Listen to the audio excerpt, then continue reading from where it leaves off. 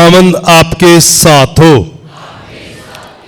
खुदावंद यीशु मसीह की अंजील बा मुताबिक मुकद्दस यूहन्ना। ए खुदावंद तेरी तमजीद हो।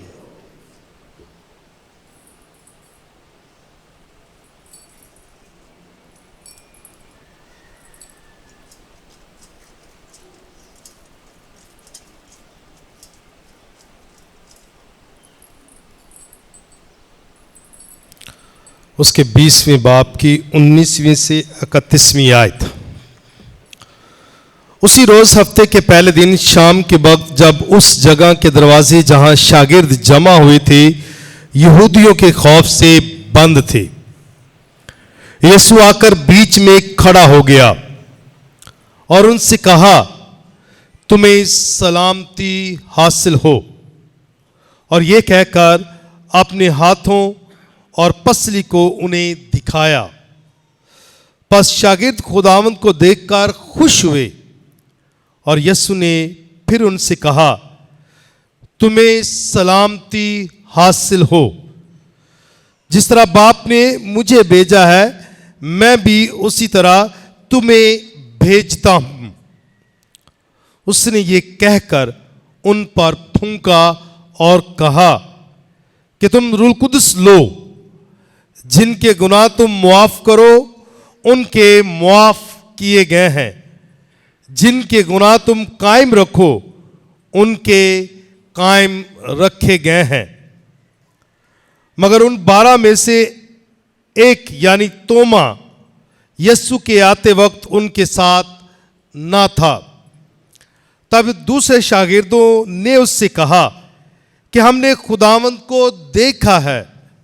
मगर उसने उनसे कहा, जब तक मैं उसके हाथों में मेखों के छेद ना देख लूं और मेखों की जगह अपनी उंगली ना डाल लूं और अपने हाथ को उसकी पसली में ना डाल लूं, हरगिज यकीन ना करूंगा। 8 रोज के बाद उसके शागिर्द फिर अंदर थे और तोमा उनके साथ था। गो के दरवाजे बंद थे तो भी यीशु आया और बीच में खड़ा होकर बोला, तुम्हें सलामती हासिल हो। फिर उसने तोमा से कहा कि अपनी उंगली पास लाकर यहां दाखिल कर और मेरे हाथों को देख और अपना हाथ पास लाकर उसे मेरी पसली में डाल और गैर मुत्तकिद नहीं बल्कि मुत्तकिद बन। तोमा ने जवाब में उससे कहा, तू मेरा खुदावंद और मेरा खुदा है। यीशु ने उससे कहा, ऐ तोमा, इसलिए कि तूने मुझे देखा है तो ईमान लाया है। मुबारक वो हैं जिन्होंने नहीं देखा तो भी ईमान लाए हैं। और यीशु ने अपने शागिर्दों के सामने और बहुत से करिश्मे दिखाए जो इस किताब में लिखे नहीं गए, लेकिन ये इसलिए लिखे गए हैं कि तुम ईमान लाओ कि यीशु ही अल मसीह इब्ने खुदा है और कि तुम ईमान लाकर उसके नाम से जिंदगी पाओ। अंजील मुकद्दस के वसीला से हम सब की खताएं मुआफ की जाएं।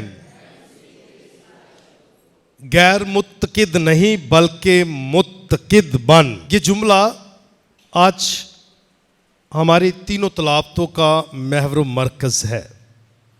हमने बड़ी शादमानी के साथ शब-ए बेदारी की रात मसीह खुदावंद के मुर्दों में से जी उठने का जश्न मनाना शुरू किया है और ये 50 दिन तक हम मनाते रहेंगे। ईस्टर, ईद पाशका अभी खत्म नहीं हुआ। आज भी और आने वाले दिनों में भी हम ईद पाशका मनाते रहेंगे। ये 50 दिनों पर मुश्तमिल ये पाशकाई मौसम है जो हम लगातार मनाते रहेंगे। और ये लगातार जो 50 दिन हमें दिए गए, इनकी सारी लतूरिया कलाम सारी बातें जो हैं वो यीशु मसीह के पाशकाई भेद को हम पर मुनकशिफ करती हैं, जाहिर करती हैं और हमें ये तकवीयत देती हैं कि हम गैर मुत्तकिद नहीं बल्कि मुत्तकिद बने, ईमान रखने वाले बने, डरे हुए खौफ के साथ नहीं, मुत्तकिद बने।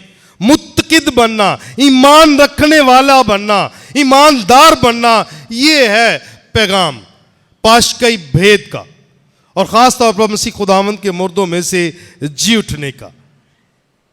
और ये खूबसूरत बातें हम इस पर ज़रा चलते चलते गौर करते जाएंगे कि अभी गैर मुत्तकिद कौन है, जो ईमान नहीं रखते। और ईमान कौन नहीं रखते?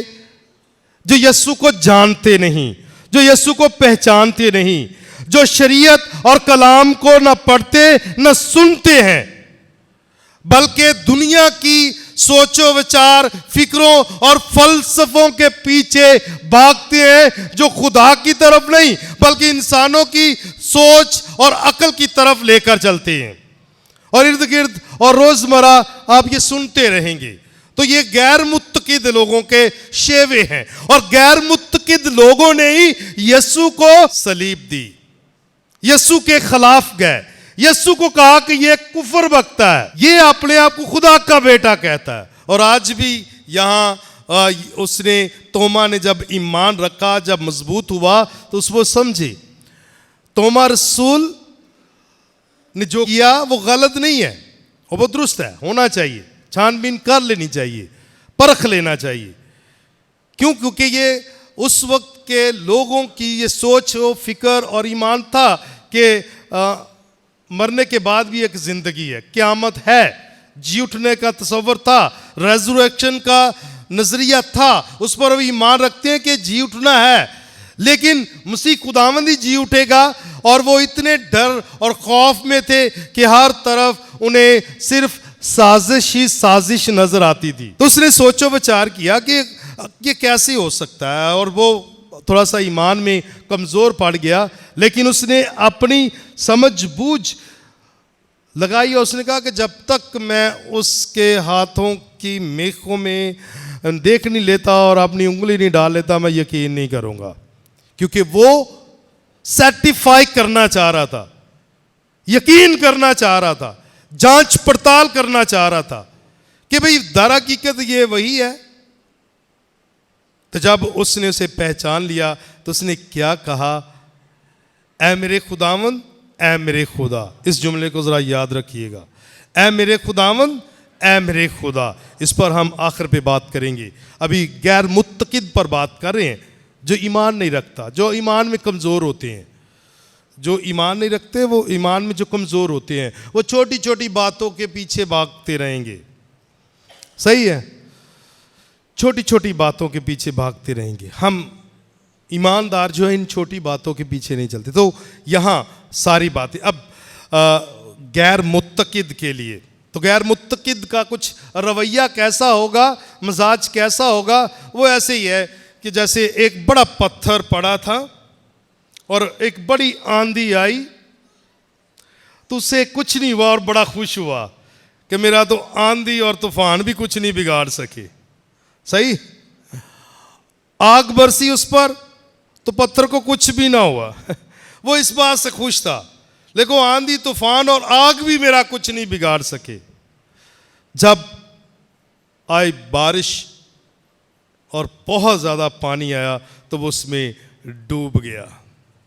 तब उसे एहसास हुआ कि वो कितना तकब्बर में डूबा हुआ था, गरूर में था।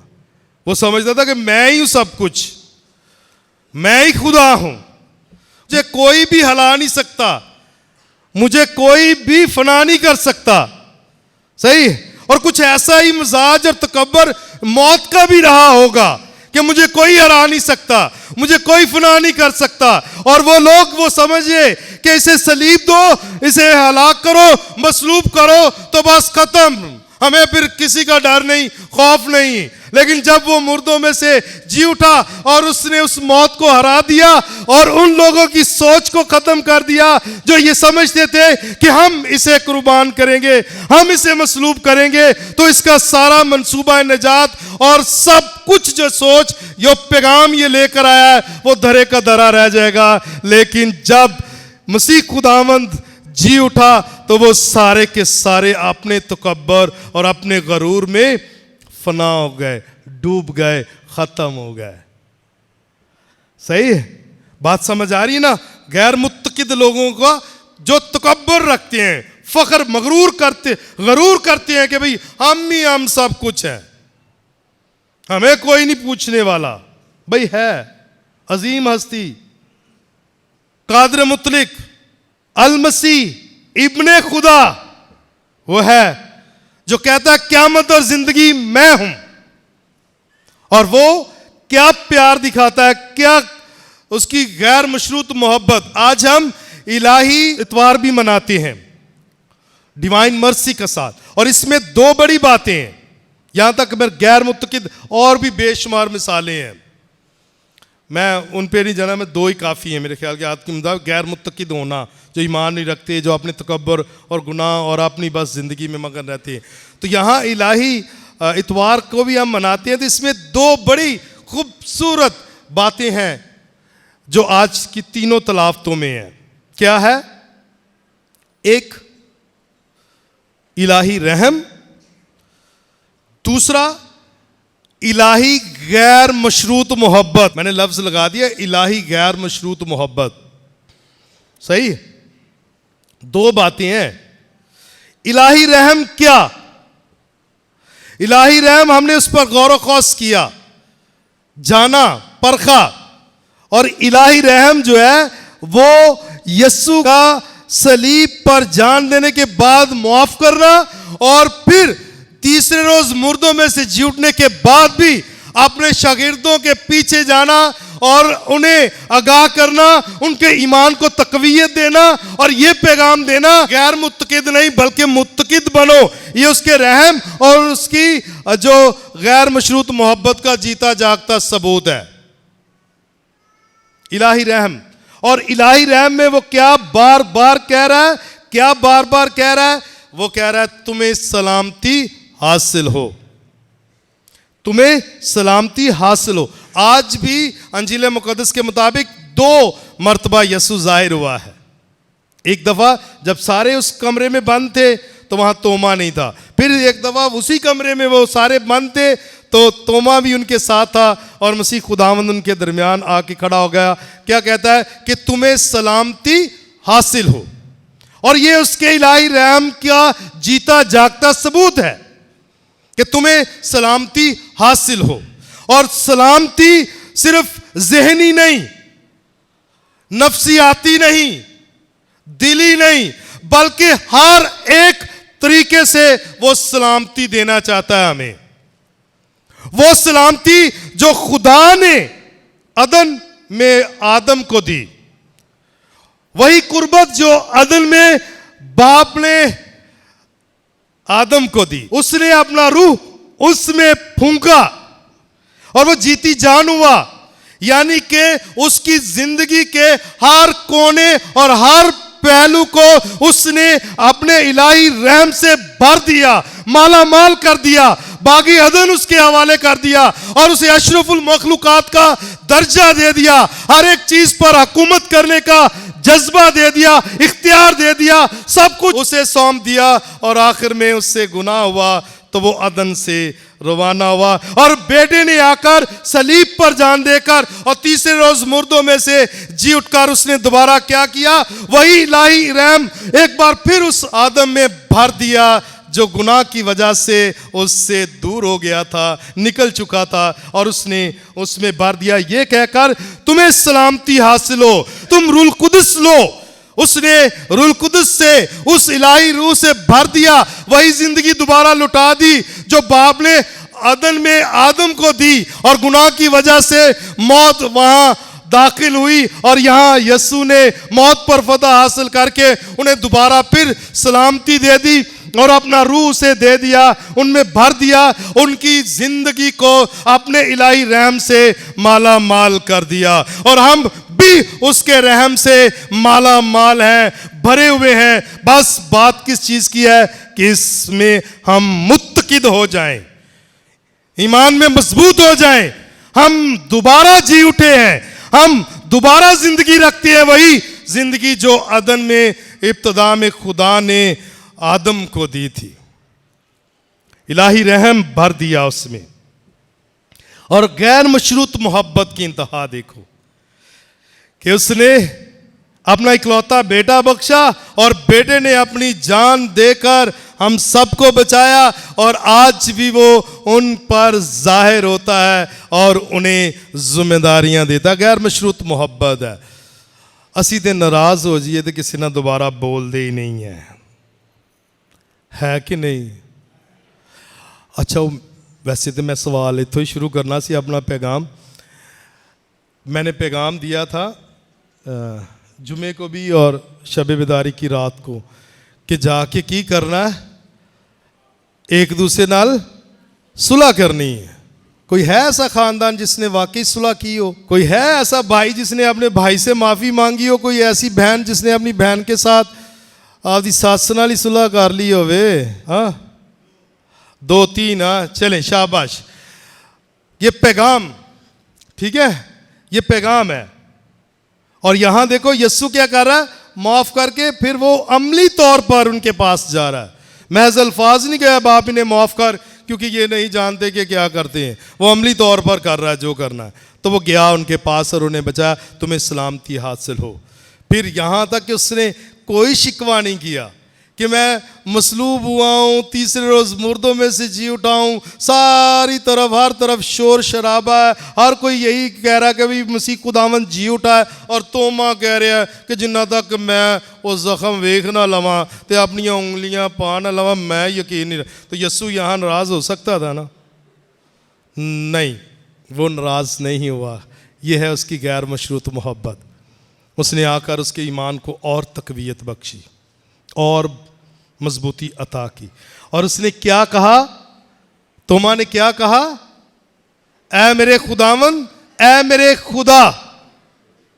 और ये तब होता है जब हम कुली तौर पर यस्सु को पहचान लेते हैं, मुकम्मल तौर पर यस्सु को जान लेते हैं, तब ये अल्फाज मुंह से निकलते हैं, ऐ मेरे खुदावन, ऐ मेरे खुदा।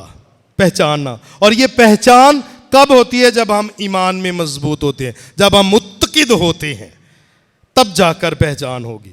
और इसको पहचानने के लिए 4 अमाल बताए हैं पहली तिलावत में। रसूलों के अमाल में 4 अमाल बताए हैं, सही है? 4 अमाल उसने बताए हैं। क्या है वो? रसूलों की तालीम पर वो अमल करते। उस वक्त वो 9 मरीद रसूलों की तालीम, यानी कि जो रसूल सिखा रहे थे, यस्सु के मुतल्लक बता रहे थे, वो दोहराते और वो सीखते। फिर दूसरा, बरादराना उल्फत में बढ़ रहे थे, इकट्ठे, कट था, बिखरे हुए नहीं थे, रूठे नहीं हुए थे एक दूसरे के साथ। कलाम पर अमल करते, कलाम पर गौर व खौस करते, फिर बरादराना मोहब्बत में बढ़ते, इकट्ठे रहते इत्तेफाक के साथ। फिर रोटी तोड़ने की रस्म जो यस्सु ने मुकर्रर किया था, जो यस्सु ने मुकर्रर किया था, उस रस्म में वो शामिल होते। और वो पाक यूखरिस्त है दौरे हाजरा में, जिसमें हम शामिल होते हैं। रोटी तोड़ने की रस्म, और दुआ करने में कायम रहे। फिर दुआ भी करते रहे, दुआ नहीं छोड़ी। तो 4 बातें मैंने क्या कहा? रसूलों की तालीमात पर गौर व खौस करते रहे, अमल करते रहे, फिर बरादराना उल्फत में बढ़ते रहे, रोटी तोड़ने की रस्म में शामिल होते, और दुआ में कायम रहे। दुआया ज़िंदगी को और मजबूत किया और बेहतर किया। 4 अमाल हैं, ये बड़े खूबसूरत। और ये अमाल अगर हम में है तो हम उसके पैरोकार हैं। हम इनमें से एक को भी तोड़ नहीं सकते, एक को भी छोड़ नहीं सकते। तो 4 अमाल। तो बातें यहाँ सामने आ रही हैं कि पहले हमने मसीह खुदावन के आने से क्या सीखा, उसको समझे। अभी 4 बातें ये अगर हम में हैं तो हम करेंगे। अच्छा, ये जहाँ बंद थे, रसूल जहाँ बंद थे, ये वही कमरा है जहाँ मसीह खुदावन ने आखिरी खाना खाया था। ये आखिरी खाना यहाँ खाया था यस्सु ने। और यहाँ यस्सु ने कहानत का साक्रामेंट मुकर्रर किया था और पाक यूखरिस्त का साक्रामेंट मुकर्रर किया था, और उन्हें पैगाम दिया था कि बरादराना उल्फत में बढ़ो, जैसा मैंने तुम्हारे साथ किया है, तुम भी एक दूसरे के साथ वैसा ही किया करो। तो यहाँ उनका जमा होना, यहाँ उनका इकट्ठा होना उन्हें जो है ज़हनी, नफ्सियाती और रूहानी तौर पर तस्कीन देता था, क्योंकि यहाँ कौन मौजूद था? मसीह खुदावंद।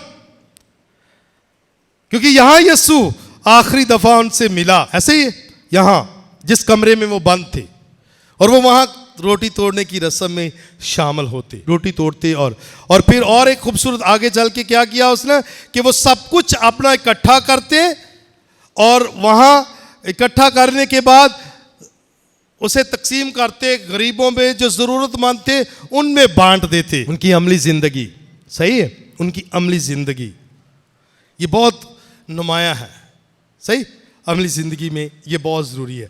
तो ईमान बगैर अमाल के मुर्दा। तो ईमान क्या है? पाशकाई भेद। और पाशकाई भेद को किसने मुकर्रर किया? वो मसीह खुदावंद है, और मसीह खुदावंद के पैरोकारों पर भी वाजिब है कि वो इस पर अमल करें। और अमल करने के लिए आज रसूलों के अमाल की किताब में, रसूलों के अमाल में हम 4 बातें सीखते हैं। क्या?